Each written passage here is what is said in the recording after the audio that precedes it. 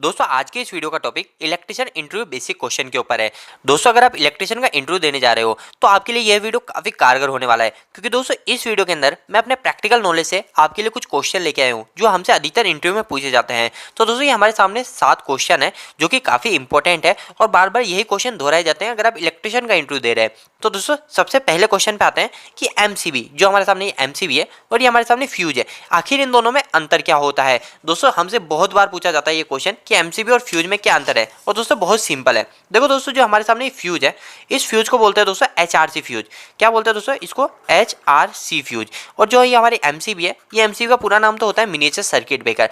दोस्तों आपने घरों के अंदर अगर फ्यूज देखे तो जो फ्यूज लगता है वो होते हैं दोस्तों किट कैट फ्यूज। ठीक है, किट कैट फ्यूज। वैसे हमसे ये नहीं पूछा जाता, फिर भी मैं आपको बता रहा हूँ। तो दोस्तों इन दोनों के बीच अंतर की बात कर लेते हैं कि आखिर हमसे इंटरव्यू में पूछे तो हम क्या बोले। तो दोस्तों सबसे पहली चीज, अगर आपसे फ्यूज का फायदा बोल सकते हो तो आप ये कह सकते हो कि हमारा जो फ्यूज होता है वो काफी सस्ता होता है। फ्यूज का फायदा क्या है? फ्यूज सस्ता होता है, जबकि हमारी एमसीबी जो होती है वो एमसीबी महंगी होती है। ठीक है, ये हमारा पहला अंतर हो गया।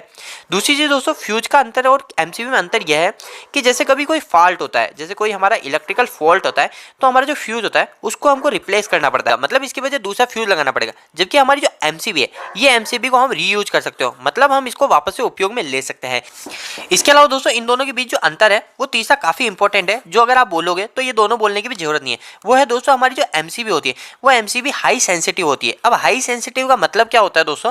तो हाई सेंसिटिव का मतलब इतना होता है कि हमारी एमसीबी छोटे से मोटे फॉल्ट को भी सेंस करके आराम से ट्रिप पकड़ जाती है। पर दोस्तों हमारा फ्यूज होता है वो फ्यूज इतना अच्छा सेंसिटिव नहीं होता है। हमारी एमसीबी और फ्यूज दोनों हमको सेम प्रोटेक्शन देते हैं। दोनों हमको क्या क्या प्रोटेक्शन देते हैं वो मैं आपको बता देता हूँ। तो हमारी जो एमसीबी होती है वो एमसीबी हमको 2 प्रोटेक्शन देती है, और हमारे फ्यूज होता है वो फ्यूज भी हमको 2 प्रोटेक्शन देते हैं। एक होता है दोस्तों ओवरलोड पे प्रोटेक्शन। ओवरलोड का प्रोटेक्शन मतलब जैसे हमारा जो फ्यूज है ये 4 एम्पियर का है, और अगर 5 एम्पियर इसमें से निकलेगा तो ये बंद हो जाएगा, यानी ये इसका तार उड़ जाएगा, और हमारी एमसीबी हमको ये प्रोटेक्शन देती है। इसके अलावा दूसरी प्रोटेक्शन होती है वो होती है दोस्तों short circuit protection. Short circuit protection, ये दोनों प्रोटेक्शन हमको फ्यूज और एमसीबी से मिलती है। शॉर्ट सर्किट कब होता है? जब हमारा फेस फेस आपस में बैठ गया, फेस न्यूट्रल आपस में बैठ गया, वो प्रोटेक्शन हमारी शॉर्ट सर्किट प्रोटेक्शन कहलाती है। फ्यूज और एमसीबी दोनों प्रोटेक्शन सेम होती है, पर अंतर सिर्फ इतना है कि हमारी जो एमसीबी होती है वो एमसीबी हाई सेंसिटिव होती है, मतलब छोटे मोटे फॉल्ट को भी सेंस करके ट्रिप कर देती है। पर हमारा जो फ्यूज होता है वो फ्यूज हाई सेंसिटिव नहीं होता, वो होता है लो सेंसिटिव, मतलब वो छोटे मोटे फॉल्ट को सेंस नहीं कर पाता है। और दूसरी चीज मैंने आपको कुछ और अंतर बताएं, आप ये भी बता सकते हो।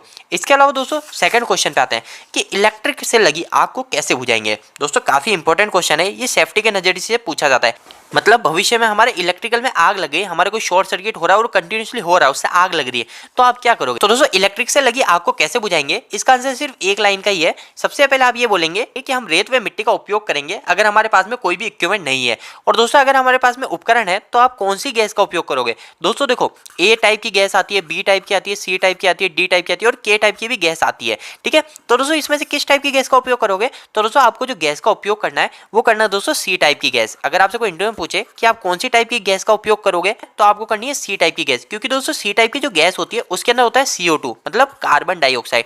तो दोस्तों इन दोनों के अलावा हमसे तीसरा क्वेश्चन काफी इंपॉर्टेंट बार बार पूछा जाता है, वो होता है दोस्तों वोल्टेज और करंट में क्या अंतर होता है।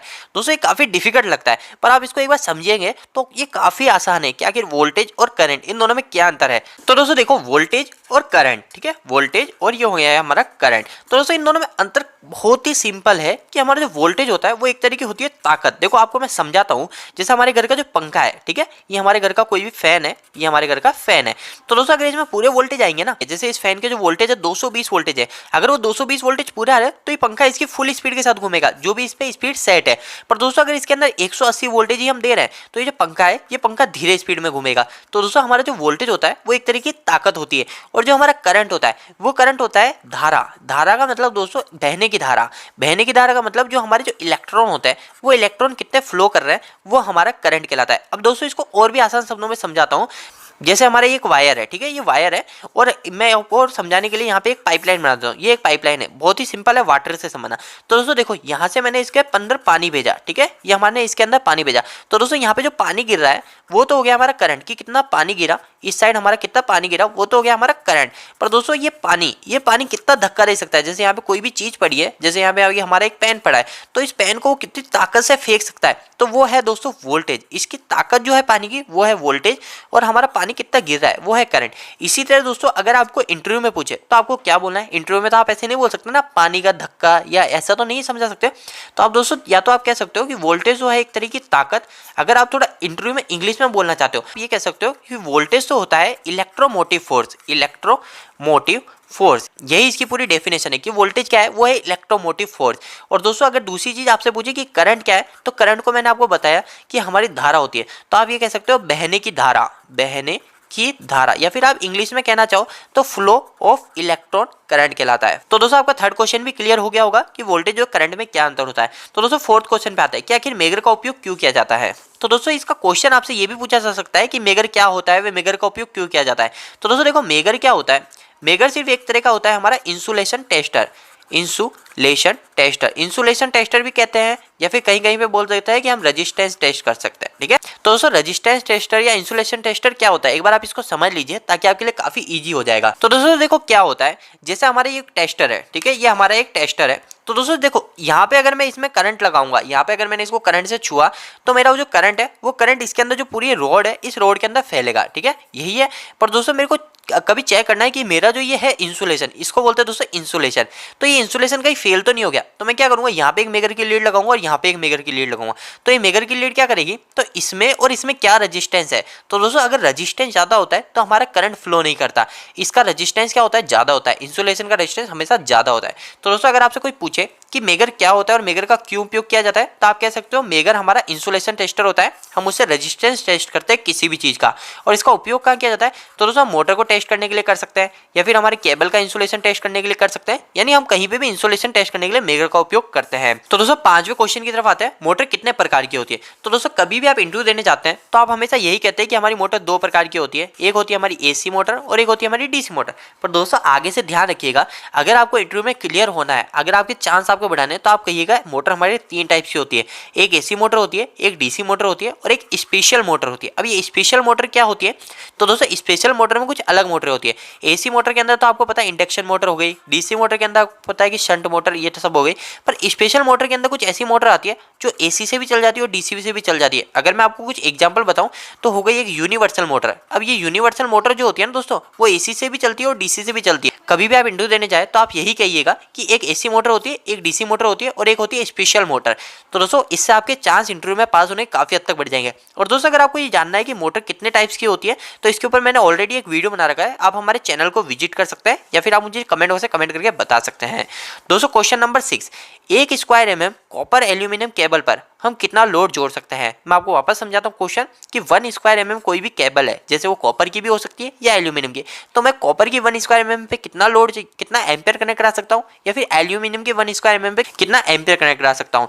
तो दोस्तों इसका आंसर कभी भी आप एक सिंपल लाइन में मत दे दीजिएगा कि आप बोल दें कि हम 5 एम्पियर कनेक्ट करा सकते हैं 1 स्क्वायर एमएम पे, नहीं दोस्तों, क्योंकि दोस्तों हर समय हालात के हिसाब से एम्पियर कम ज्यादा होते हैं। तो दोस्तों मैं आपको समझा देता हूँ कि अगर आप कॉपर केबल की बात कर रहे हो, कॉपर की केबल की बात कर रहे हो, है ना, जैसे कॉपर की केबल बात करें 1 स्क्वायर एमएम, ठीक है, 1 स्क्वायर एमएम, तो दोस्तों आप कहिएगा अगर हम उसको टेम्परेरी यूज कर रहे हैं कुछ समय के लिए, तो हम उस पर 10-11 एम्पियर भी कनेक्ट करा सकते हैं। पर दोस्तों अगर हम उसको परमानेंट कहीं पे फिक्स लोड देना चाहते हैं, यानी कहीं पे भी हम उसको फिक्स एक लोड पे कनेक्ट करा रहे हैं कि वो केबल वहीं के लिए परमानेंट रहेगी, उस लोड पे ही चलेगी, तो दोस्तों हम उस केबल पे 5 से 6 एम्पियर तक लोड कनेक्ट करा सकते हैं। और दोस्तों साथ साथ एक बात ध्यान रखिएगा, अगर हमारा लोड कुछ ज्यादा दूर है, जैसे मतलब 100 मीटर हो गया, 80 मीटर हो गया, यानी इतना दूर लोड है, तो हम क्या करते हैं दोस्तों, हम हमारी जो कॉपर की केबल होती है, हम मान के चलते हैं कि एक स्क्वायर एमएम हमारी only for 4 ampere he load connect कराएगी। तो दोस्तों आगे से ध्यान रखिएगा, कभी भी आपसे क्वेश्चन पूछता है तो आप एक सीधी लाइन में आंसर मत दे दीजिएगा कि 4 एम्पियर हम कनेक्ट करा सकते हैं। दोस्तों बहुत गलत है, क्योंकि हर समय हालात के हिसाब से हमारे कॉपर की केबल या कोई भी केबल होती है उसके अंदर हमारा करंट हमेशा वेरी करता है। तो दोस्तों आप एल्यूमिनियम की बात कर रहे हैं कि एल्यूमिनियम केबल के अंदर आप क्या कहेंगे, तो दोस्तों वही चीज, अगर हम कोई टेम्परेरी लोड कनेक्ट करा रहे हैं, टेम्परेरी लोड में हम 6 से 8 एम्पियर हमारी एल्यूमिनियम केबल को दे सकते हैं। और अगर हम कहीं पे फिक्स लोड में कनेक्ट करा रहे हैं तो हमारी जो एल्यूमिनियम केबल है हमारी 4 से 5 एम्पियर लोड कनेक्ट करा सकते हैं। और दोस्तों एक चीज का ध्यान रखिएगा, कभी भी हम ज्यादा दूर कनेक्ट करा रहे हैं, मतलब 100 मीटर या 80 मीटर की रेंज में करा रहे हैं, तो हम उस पर ओनली फॉर 2 या 3 एम्पियर 1 स्क्वायर एमएम केबल पे ही कंसिडर करते हैं। तो दोस्तों अगर आप कुछ इस तरीके का आंसर दोगे तो आपके इंटरव्यू पास होने के चांसेस काफी हद तक बढ़ जाएंगे। तो दोस्तों 7 क्वेश्चन जो कि लास्ट क्वेश्चन है हमारा कि कंडक्टर और इंसुलेटर में क्या अंतर होता है। तो दोस्तों जो कंडक्टर और इंसुलेटर में अंतर बहुत ही सिंपल है। जैसे हमारे टेस्टर है, इस टेस्टर के अंदर का जो ये सिरा है ये है हमारा कंडक्टर, और जो ऊपर का सिरा है ये हमारा इंसुलेटर। देखो दोस्तों, हमारा जो वायर होता है, जैसे हमारा वायर है तो इस वायर के ऊपर तो होता है जो इंसुलेटर होता है, और जो अंदर जो कॉपर है वो कॉपर है हमारा कंडक्टर। ठीक है, ये हो गया हमारा कंडक्टर। तो दोस्तों आखिर इन दोनों में अंतर क्या होता है? तो दोस्तों देखो, अंतर ये होता है कि हमारा जो कंडक्टर होता है, इस कंडक्टर में से हमारा करंट इधर से इधर फ्लो करता है। जैसे मेरा ये पूरा एक लंबा कंडक्टर है, ठीक है, ये हमारा पूरा तार है, तो ये पूरा कंडक्टर है और इसके ऊपर मैंने इंसुलेटर लगा रखा है। इधर मैंने इसमें फेस जोड़ा, तो मेरा जो फेस है वो मेरा इधर भी मिल जाएगा, मतलब मेरा करंट फ्लो होएगा आपस में।